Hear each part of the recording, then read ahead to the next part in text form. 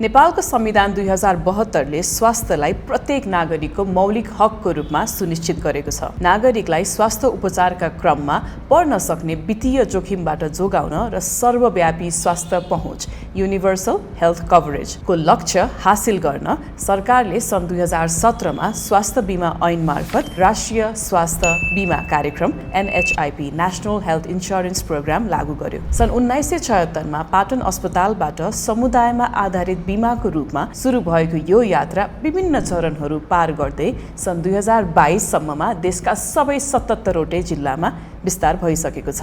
जुन कार्यक्रमले नेपालका गरिब र निम्न मध्यम वर्गीय नागरिकलाई बिरामी पर्दा जग्गा जमिन बेच्न नपरोस् भन्ने ढाडस दिएको थियो, आज त्यही राष्ट्रिय स्वास्थ्य बीमा कार्यक्रम आफै लाइफ सपोर्टमा पुगेको छ। देशका 1 करोड भन्दा बढी नागरिक जोडिएको यो ऐतिहासिक प्रणाली किन यो अवस्थासम्म पुग्यो? आजको भिडियोमा हामी नेपालको स्वास्थ्य बीमाको इतिहास, यसका प्रमुख उपलब्धिहरू र यो सङ्कटको वास्तविक भित्री कारणहरूबारे विस्तृत विश्लेषण गर्नेछौँ। नमस्ते and welcome to in brief with doctor Sumana. This video is brought to you by Vatsalya natural IVF and Medicore diagnostics. पहिले बुझौँ यो बीमा कसरी चल्छ। हालको व्यवस्था अनुसार 5 जनासम्मको परिवारले वार्षिक 3500 रुपियाँ प्रिमियम तिरेर 1 लाख रुपियाँसम्मको निशुल्क उपचार सेवा पाउन सक्छन्। 5 जना भन्दा बढी सदस्य भएमा प्रति सदस्य थप 700 रुपियाँ तिर्नुपर्छ। त्यस अनुसार सेवाको सीमा पनि प्रति सदस्य 20,000 रुपियाँका दरले बढ्दै अधिकतम 2 लाख रुपियाँसम्म पुग्छ। नेपालको बीमा प्रणाली रिस्क पुलिङ अर्थात् जोखिमको बाँडफाँडको सिद्धान्तमा आधारित छ, जहाँ धेरै व्यक्तिहरूबाट थोरै थोरै प्रिमियम उठाएर एउटा साझा कोष बनाइन्छ। सबै बिमितहरूलाई एकै पटक क्षति नहुने भएकाले उक्त साझा कोषको प्रयोग गरी दुर्घटना वा क्षति बेहोर्ने निश्चित व्यक्तिहरूलाई आर्थिक सहायता र क्षतिपूर्ति प्रदान गरिन्छ। यसले गर्दा कुनै एक व्यक्ति वा परिवारलाई पर्न सक्ने ठूलो आर्थिक भार सबैमा बाँडिएर व्यक्तिगत रूपमा हुने वित्तीय जोखिम निकै कम हुन्छ। सरकारले अति गरिब, ज्येष्ठ नागरिक, पूर्ण अपाङ्गता भएका व्यक्ति, कुष्ठरोगी तथा HIV संक्रमितका परिवारलाई 100% प्रिमियममा अनुदान दिएको छ। महिला स्वास्थ्य स्वयंसेविकाहरूलाई 50% छुटको व्यवस्था गरिएको छ। साथै सरकारले क्यान्सर, मुटुको रोग, मृगौलाको रोग, टाउको र मेरुदण्डको गम्भीर चोटपटक, सिकल सेल एनेमिया, पार्किन्सन्स रोग र अल्जाइमर रोग जस्ता 8 गम्भीर प्रकृतिका रोगहरूको उपचारका लागि दिँदै आएको सहुलियत रकम दोब्बर बनाएर रुपियाँ 2 लाखसम्म पुर्याएको छ। तर यहाँ एउटा गम्भीर विरोधाभास छ। विश्व स्वास्थ्य संगठन WHO को सन् 2021 को तथ्याङ्क अनुसार नेपालको कुल स्वास्थ्य खर्चमा नागरिकले आफ्नै गोजीबाट बेहोर्ने खर्च अर्थात् आउट अफ पकेट एक्सपेन्डिचर 51.3% छ। यो दक्षिण एसियाकै औसत 48.2% भन्दा बढी हो। जबकि यति ठूलो स्वास्थ्य बीमा योजनाले कुल स्वास्थ्य खर्चको मात्र 3% हिस्सा ओगटेको छ। यसको अर्थ बीमा भए पनि अझै नेपालीहरूले स्वास्थ्य उपचारका लागि आफ्नै गोजीबाट ठूलो रकम खर्च गर्नुपर्ने बाध्यता छ। अझ अचम्मको कुरा के छ भने यो गोजीको खर्च मध्ये 54.6% रकम नसर्ने रोगहरू अर्थात् नन कम्युनिकेबल डिजिजेसको उपचारमा खर्च भइरहेको छ भने 57.7% रकम निजी फार्मेसीहरूबाट औषधि किन्न खर्च भइरहेको छ। This episode is brought to you by Vatsalya Natural IVF and Medicore Diagnostics. अब स्वास्थ्य बीमा बोर्ड HIB को तथ्याङ्क हेरौँ। नेपालको कुल जनसङ्ख्याको करिब 30% अर्थात् लगभग 98 लाखदेखि 1 करोड 2 लाख नागरिक राष्ट्रिय स्वास्थ्य बीमा कार्यक्रममा आबद्ध भएका छन्। तर स्वास्थ्य क्षेत्रको पछिल्लो मूल्याङ्कनले कुल दर्ता सङ्ख्या र वास्तवमा सक्रिय रहेका सदस्यहरूबीच गम्भीर अन्तर देखाएको छ। पहिलो, कुल दर्ता सङ्ख्या अर्थात् क्युमुलेटिभ इनरोलमेन्ट। कार्यक्रम सुरु भएदेखि हालसम्म देशको करिब 30% जनसङ्ख्या अर्थात् 98 लाखदेखि 1 करोड 2 लाख मानिसले स्वास्थ्य बीमा कार्यक्रमका लागि नाम दर्ता गराएका छन्। दोस्रो, सक्रिय सदस्य सङ्ख्या अर्थात् एक्टिभ इनरोल्ड पपुलेसन। कुल दर्ता भएका मध्ये मात्र 60% सदस्यहरू अर्थात् लगभग 59,70,000 जना अहिले सक्रिय छन्। यसको अर्थ बीमा गराएका झन्डै 40% नेपालीहरूले समयमै नवीकरण नगरेका कारण वा उच्च ड्रपआउट दरका कारण आफ्नो स्वास्थ्य बीमा पोलिसी नवीकरण तर नगरी निष्क्रिय छाडेका छन्। कृषि प्रदेशमा सबैभन्दा बढी जनसङ्ख्या बिमामा आबद्ध हुँदा देशकै सबैभन्दा दुर्गम र गरिब प्रदेश मानिने कर्णाली प्रदेशमा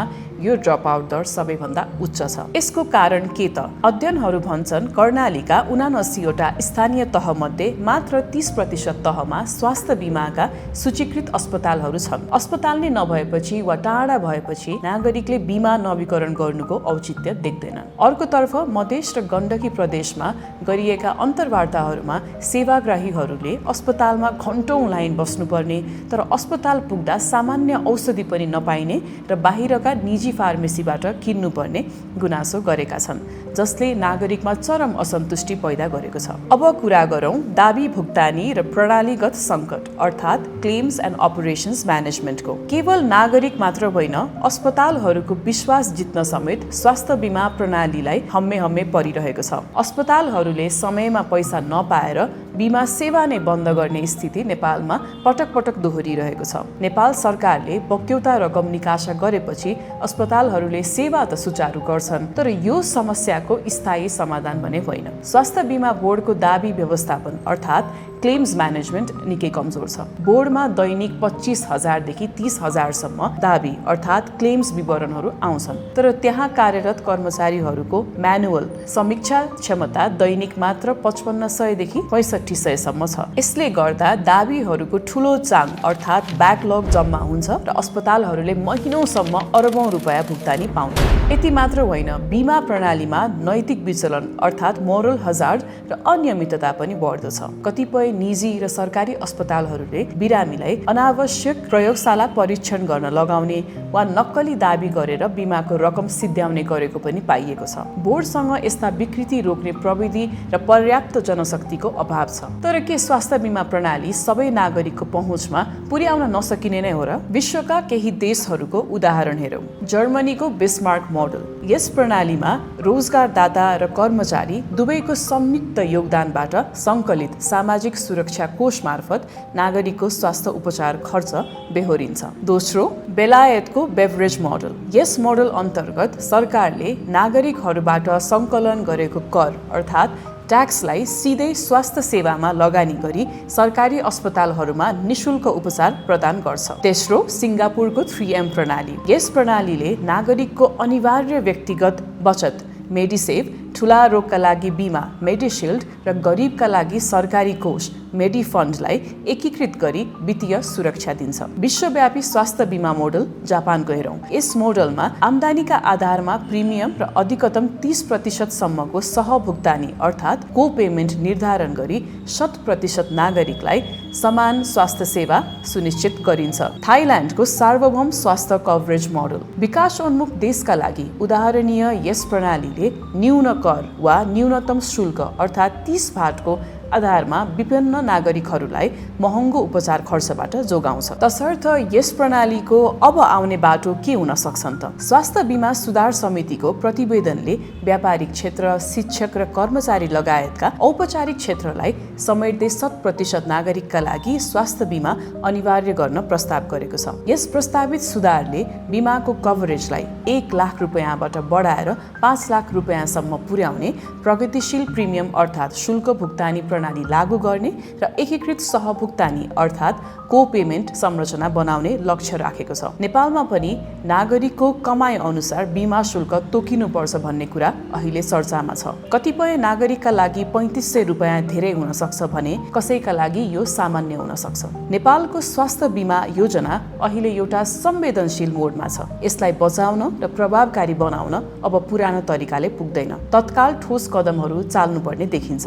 त्यसका लागि अध्ययन प्रतिवेदनका आधारमा विज्ञहरूले दिएका सुझावहरू निम्न छन्। नम्बर 1, प्रविधिको प्रयोग र प्रणालीको डिजिटलाइजेसन। दाबी प्रक्रिया पारदर्शी र छिटो बनाउन आर्टिफिसियल इन्टेलिजेन्स अर्थात् एआई र मसिन लर्निङको प्रयोग गरी स्वचालित दाबी समीक्षा अर्थात् अटोमेटेड क्लेम्स रिभ्यू प्रणाली लागू गर्नुपर्छ। साथै कागजविहीन इलेक्ट्रोनिक मेडिकल रेकर्ड्सको सुरुवात र विस्तार गर्नुपर्छ। दोस्रो, प्रादेशिक पहुँच र अस्पतालको विस्तार। विशेष गरी मधेस, कर्णाली र सुदूरपश्चिम जस्ता पछाडि परेका प्रदेशका सबै स्थानीय तहमा कम्तीमा एउटा बिमा सूचीकृत अस्पताल सुनिश्चित गरिनुपर्छ। तेस्रो, सहभुक्तानी प्रणाली र प्याकेज परिमार्जन। सन् 2017 देखि परिमार्जन नभएको पुरानो बेनिफिट प्याकेजलाई समय सापेक्ष बनाउनु आवश्यक छ। साथै अस्पतालको शय्या संख्याका आधारमा सेवाको वर्गीकरण गर्नुपर्छ। सन् 2023 को डिसेम्बरदेखि लागू गरिएको 10% सहभुक्तानी अर्थात् को पेमेन्ट प्रणालीलाई अझ व्यवस्थित बनाउँदै लक्षित वर्गलाई यसबाट जोगाउनु पर्ने आवश्यकता छ। चौथो, अति गरिबको पहिचान। गरिब घरधुरी पहिचानको काम देशभरिका 77 वटै जिल्लामा तत्काल सकेर उनीहरूलाई पूर्ण अनुदानमा बिमाको दायरामा ल्याउनुपर्छ। अर्को रहेको छ अन्तर्निकाय समन्वय। सामाजिक सुरक्षा कोष एसएसएफ, नागरिक पञ्जीकरण र निजी बिमा कम्पनीहरूसँग स्वास्थ्य बिमा बोर्डको सूचना प्रणालीलाई एकीकृत अर्थात् इन्टरअपरेबल गर्नुपर्छ। स्वास्थ्य बिमा केवल एक सरकारी कार्यक्रम होइन, यो आम नेपाली नागरिकको जीवन रक्षाको बलियो आधार हो। यस योजनालाई असफल हुन दिनु हुँदैन। तीनै तहका सरकार, स्वास्थ्य संस्था र बिमा बोर्डले आफ्नो जिम्मेवारी बुझेर यसको ख्यालहरू बेलैमा राख्ने हो भने मात्र कोही पनि स्वास्थ्य उपचार नपाएर गरिबीको खाडलमा भासिनु पर्ने छैन भन्ने संवैधानिक संकल्प पूरा हुनेछ। आजको एपिसोड यहाँहरू समक्ष ल्याउन वात्सल्य नेचुरल आइभीएफ र मेरिकोड डायग्नोस्टिक्सलाई धेरै धेरै धन्यवाद। हेर्दै गर्नुहोला in brief with doctor Sumana.